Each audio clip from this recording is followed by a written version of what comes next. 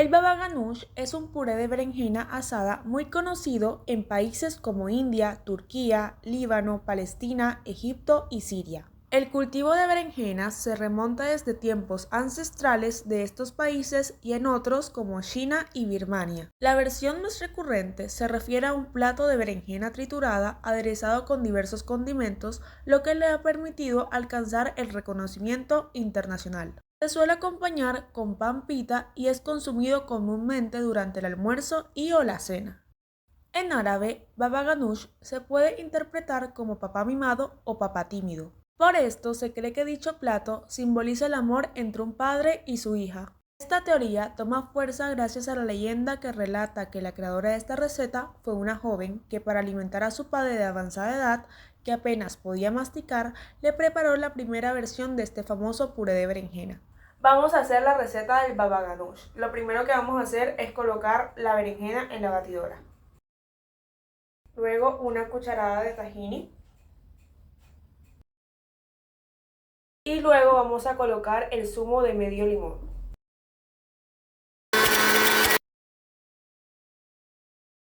El significado de hummus en árabe es garbanzo. Es una salsa untable acompañada de sabores mediterráneos con un sabor pronunciado a garbanzos en compañía de otros ingredientes como el tahini y el limón forman una cremosa mezcla. Los primeros registros escritos del hummus datan del siglo XIII. Se encuentran en un libro de cocina publicado en El Cairo. En este libro aparece una receta similar a lo que conocemos hoy en día como hummus, con la variación que el puré de garbanzos se acompaña con vinagre, hierbas y limones en vinagre. Ahora vamos a hacer el hummus. Estos garbanzos están previamente cocidos.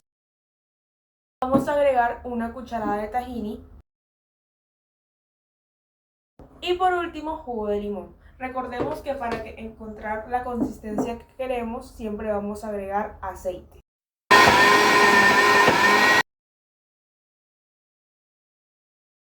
Las empanadas árabes son una de las recetas típicas del Oriente Medio. Son un plato tradicional de la cocina egipcia, palestina y de todo el mundo árabe.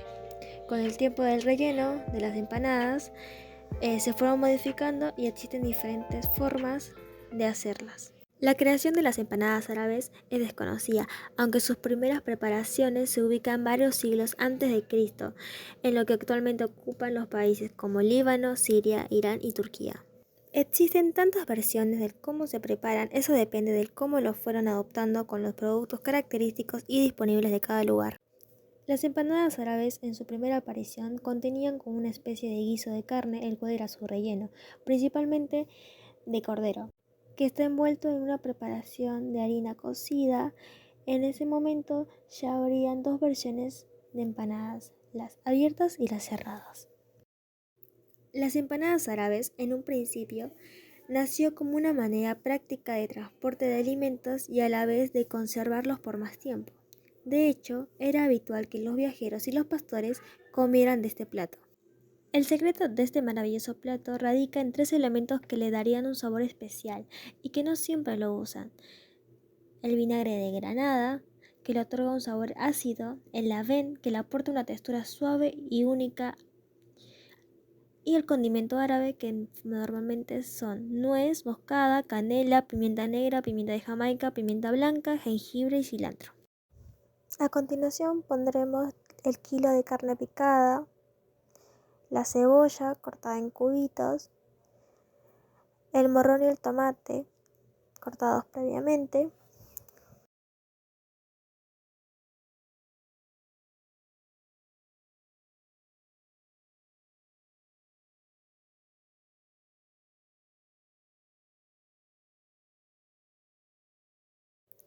A continuación le agregaremos sal al gusto. En mi caso yo le pondré un poquito de comino, ya que se me hace un condimento muy rico. También se le agrega limón para que tenga un sabor ácido.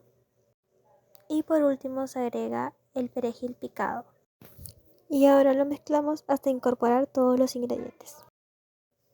A continuación utilizaremos una tapita de empanada para poner en su interior nuestra mezcla Tiene que tener la forma de un triángulo. Y por último, pondremos la empanada en un horno o, en mi caso, en una freidora de aire a 200 grados por 20-25 minutos.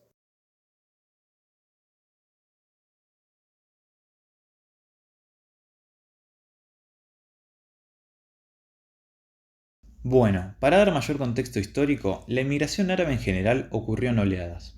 Se sabe que en 1860 comenzó este proceso y año a año fue decayendo un poco hasta principios de la Gran Guerra, donde hubo una pequeña ola. Esta no es comparable igual a la que ocurriría en 1940 tras la llegada de la Segunda Guerra Mundial a estos territorios, y con las naciones reclutando jóvenes para el combate. Años pasan y ocurre un conflicto civil en Líbano. En 1958, otra masiva avalancha de inmigración llega a la Argentina, una de las más grandes de nuestra historia.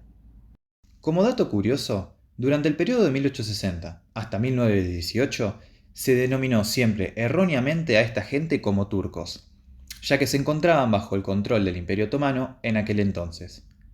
Irónicamente, se los llamaba como sus hostigadores y perseguidores. Actualmente, se sabe que de la población argentina, 3,5 millones de personas descienden de por lo menos un familiar árabe. Por eso, les vengo a transmitir esta receta que lleva en mi familia más de 4 generaciones y es la más típica en Líbano: el kepe. Primero, limpiaremos trigo burgol unas 7 veces hasta que el agua quede transparente y luego de eso lo dejaremos reposar 10 horas hidratándolo. Ahora separaremos hojas de perejil y menta de su tallo para luego procesarlas. Cortaremos y picaremos unas cebollas y un par de morrones. Para estas no hace falta un corte prolijo, ya que luego serán procesadas, junto también al perejil y a la menta. Se buscará crear una especie de pasta con un poco de textura y no del todo integrada. De esta forma no perderá tanto líquido la mezcla y será más sabroso el kepe. Iremos agregando progresivamente los verdes al procesado, hasta alcanzar una variedad de colores gratos a la vista. En este caso particular, utilicé todos los que tenía disponibles.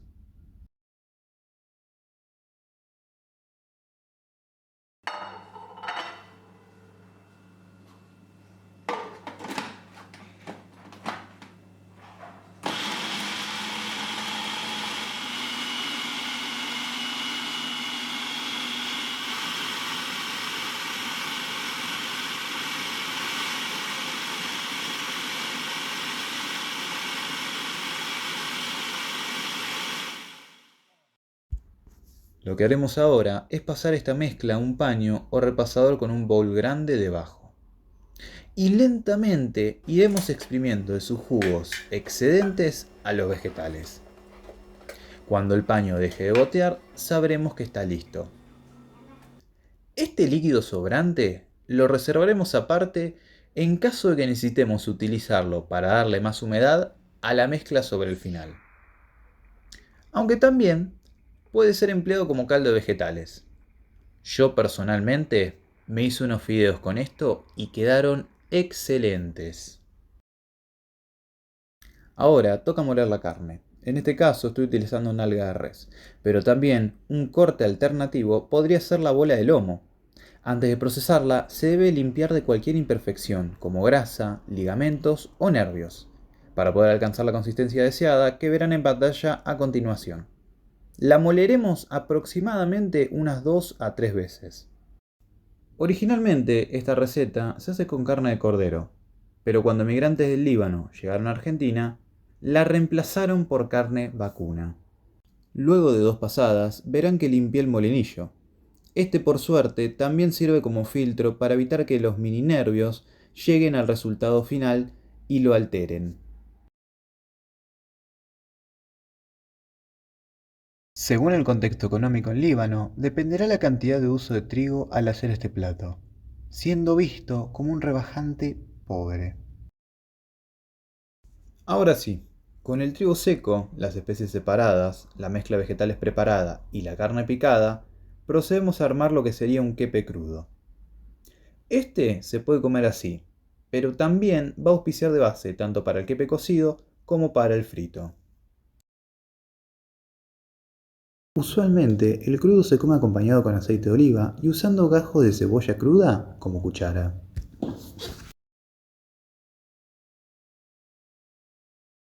Hay que aclarar que hay un proceso más a ejecutar para conformar el quepe cocido.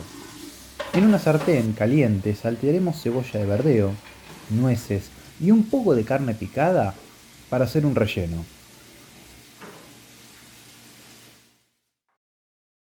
Luego, en una fuente de vidrio colocaremos una base de quepe crudo que esparciremos.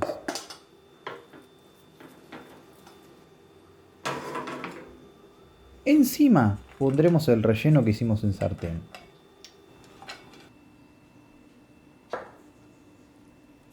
Y luego otra capa del crudo.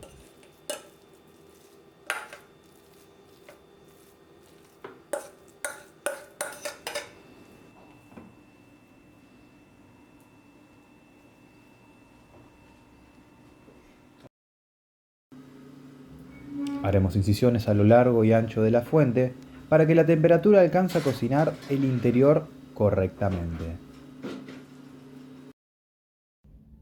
En una sartén profunda colocaremos aceite para freír a calentar.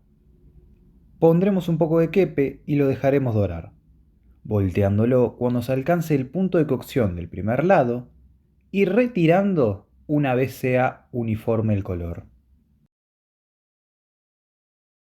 Presentado ante ustedes, quepe crudo, quepe frito y quepe cocido.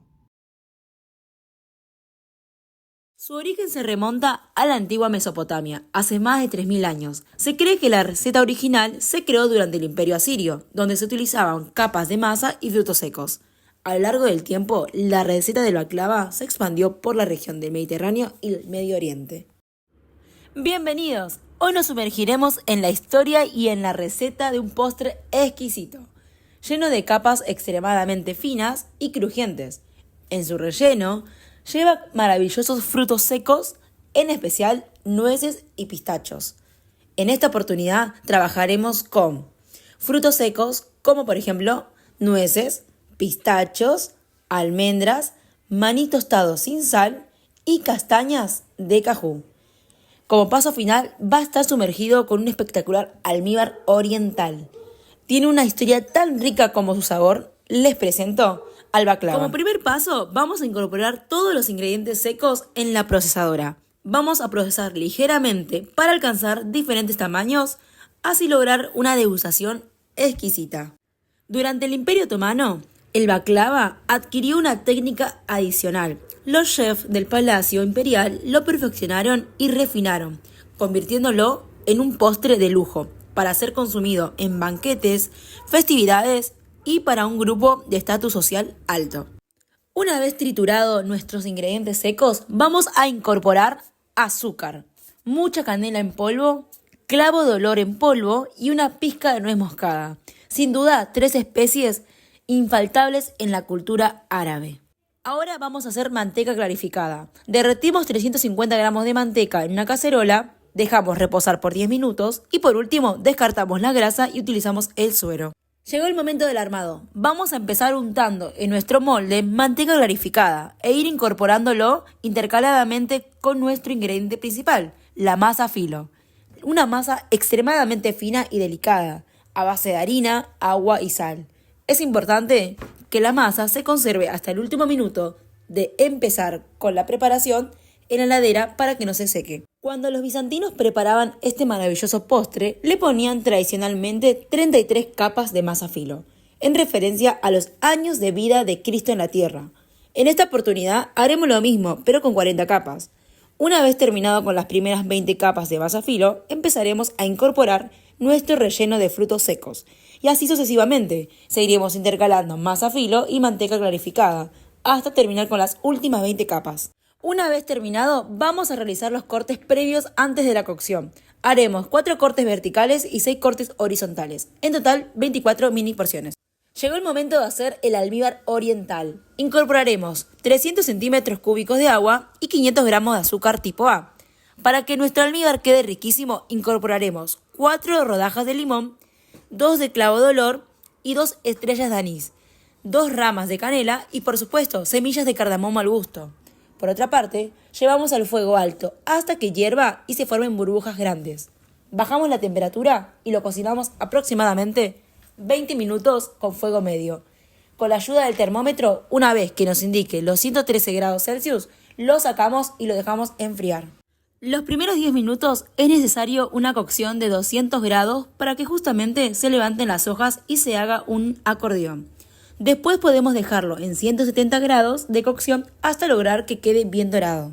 El baklava es mucho más que un postre, es una historia de tradición, creatividad culinaria y un legado cultural que ha perdurado a lo largo de los siglos.